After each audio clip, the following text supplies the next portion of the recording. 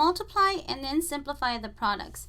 You can multiply using the FOIL method, so the first, outer, inner, last. So you do these two, then those, then the inside, and then the outside, and then simplify. But I prefer to use the box. It just organizes my work a little bit better. So I'm going to take the square root of 7 plus the square root of 5. So the square root of 7 plus the square root of 5. And then I'm going to multiply that times the square root of 7 minus the square root of 5.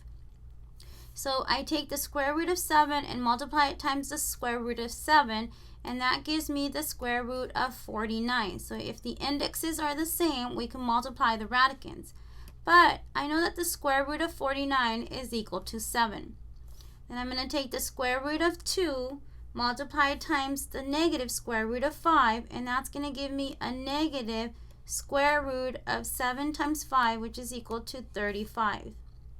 I'm going to take the square root of 7, multiply it by the positive square root of 5. There's an understood 2 there. If there's nothing there, there's an understood 2.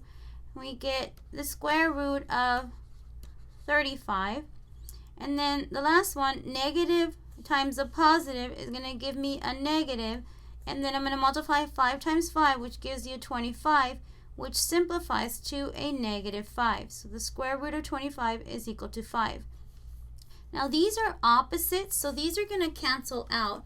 So I can cancel this one with this one. And then I'm just left with 7 minus 5. So 7 minus 5, and that's equal to 2. These type of problems are special. These are actually called conjugates.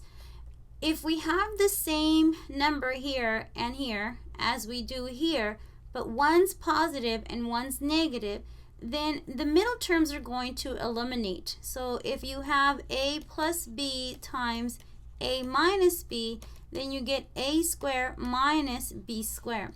So if you wanted to use a shortcut for this, if you recognize that they're the same numbers, but one separated with the plus and one separated with the minus, you can take the first one, which is our a, the square root of 7, and square it, and then subtract the square root of 5 and then square it. So recall that taking the square root of something and then squaring it just undoes what's being done. So the square root of 7 squared is equal to 7, and then the square root of 5 squared is equal to 5, and then 7 minus 5 is equal to 2.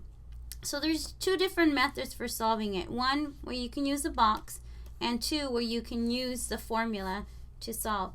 Again, the formula only works if you have the same numbers, but one separated with the plus and one separated by a minus. So that's actually the difference of squares formula.